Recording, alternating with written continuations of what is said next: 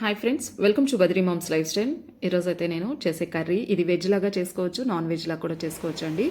So taste అయితే చాలా బాగుందండి. మా ఛానల్ ఎవరైనా కొత్తగా చూస్తున్నట్లయితే సబ్స్క్రైబ్ చేసుకోండి ఫ్రెండ్స్. వీడియోని స్కిప్ చేయకుండా చివరి వరకు చూడండి. వీడియో నచ్చితే లైక్ చేయడం మాత్రం మర్చిపోకండి.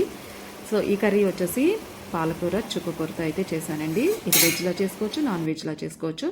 దీనికోసం అని చెప్పని 2 పాలకూర కట్టలు, 1 చుక్కకూర కట్ట అయితే తీసుకోవాలి.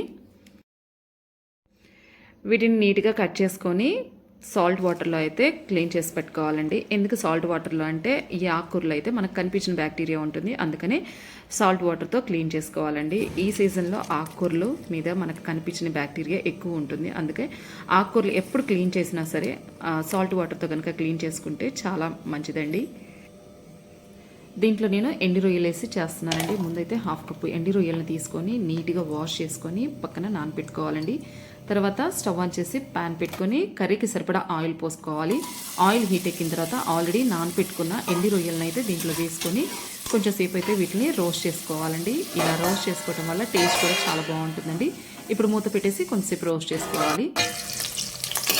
ఇవి కొంచెం ఫ్రై అయిన తర్వాత దీంట్లోకి కట్ చేసి పెట్టుకున్న ఆనియన్స్ని, పచ్చిమిర్చిని అయితే వేసుకోవాలి. దీంట్లోకి ఆనియన్స్ అనేది కొంచెం ఎక్కువే వేసుకోవాలండి. నాన్ వెజ్ కనుక తినని వాళ్ళు ఈ ఎండు రొయ్యలు అన్నది తీసేసుకొని ఇలా కూడా చేసుకున్న చాలా టేస్టీగా ఉంటుందండి. అందుకే ఇది వెజ్లా చేసుకోవచ్చు, నాన్ వెజ్లా కూడా చేసుకోవచ్చు. ఇక రొయ్యలు అంటారా, మనం తినేదాన్ని బట్టి కొంచెం ఎక్కువ వేసుకోవచ్చు అండి. మేమైతే ఇంతకంటే ఎక్కువ అయితే తినమండి, అంటే ఒక్కొక్కరు ఒక్కొక్క రకంగా ఇష్టపడతారు కాబట్టి నేనైతే 1/2 కప్ ఎండు రొయ్యలు అయితే వేసానండి.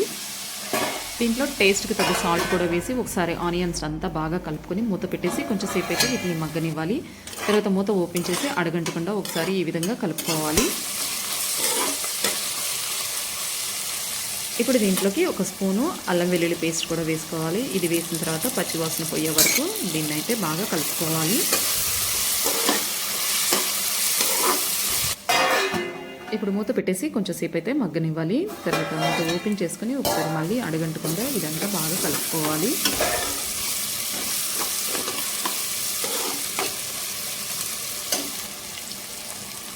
ఇప్పుడు దీంట్లోకి కొంచెం పసుపు కూడా వేసుకోవాలి.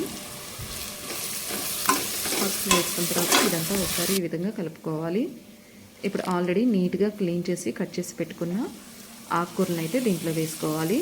పాలకూర చుక్కకూర కాంబినేషన్ అయితే చాలా టేస్టీగా ఉంటుందండి. పాలకూర కొంచెం చప్పగా ఉంటుంది, చుక్కకూర పుల్లగా ఉంటుంది కాబట్టి ఈ కాంబినేషన్తో చేసిన కర్రీ చాలా టేస్టీగా ఉంటుందండి.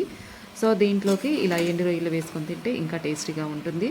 సో ఎండు రొయ్యలు ఇష్టపడిన వాళ్ళు ఇలా ప్లెయిన్గా చేసుకున్నా కూడా చాలా టేస్టీగా ఉంటుందండి. ట్రై చేయండి. ఇలా ఆకుకూర వేసిన తర్వాత ఒకసారి కర్రీ అంతా ఈ విధంగా కలుపుకోవాలి. ఇప్పుడు మూత పెట్టేసి ఆకుకూరని అయితే మగ్గనివ్వాలి. మధ్యలో ఒకసారి మూత ఓపెన్ చేసుకొని ఒకసారి కర్రీ అడగంటకుండా ఈ విధంగా కలుపుకోవాలి. ఇప్పుడు దీంట్లోకి మనం తినే కారాన్ని బట్టి కారం అయితే వేసుకోవాలి. నేనైతే 1 స్పూన్ కారం వేస్తున్నాను. కారం వేసిన తర్వాత ఒకసారి కర్రీ అంతా ఈ విధంగా కలుపుకోవాలి. ఆకుకూరలతో పప్పు కానీ కర్రీ కానీ చేసినప్పుడు పచ్చిమిర్చి కొంచెం ఎక్కువ వేసుకుంటే టేస్ట్ బాగుంటుందండి. పచ్చిమిర్చి ఎక్కువ వాడేటప్పుడు కారం కొంచెం తక్కువ వేసుకుంటే బాగుంటుందండి. అంతే, ఫైనల్గా కర్రీ అయితే కంప్లీట్ అయిపోయిందండి. ఒకసారి ఈ విధంగా కలుపుకొని కొత్తిమీర చల్లుకొని ఒక 2 మినిట్స్ సిమ్లో ఉంచి స్టవ్ ఆఫ్ చేయటమేనండి. చాలా సింపుల్గా రొయ్యలతో ఆకుకూర కర్రీ అయితే రెడీ అయిపోయిందండి. ఇది వెజ్లా చేసుకోవచ్చు, నాన్ వెజ్లా కూడా చేసుకోవచ్చు అండి. టేస్ట్ అయితే చాలా బాగుంది.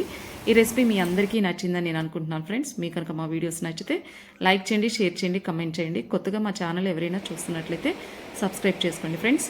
Okay, thank you for watching.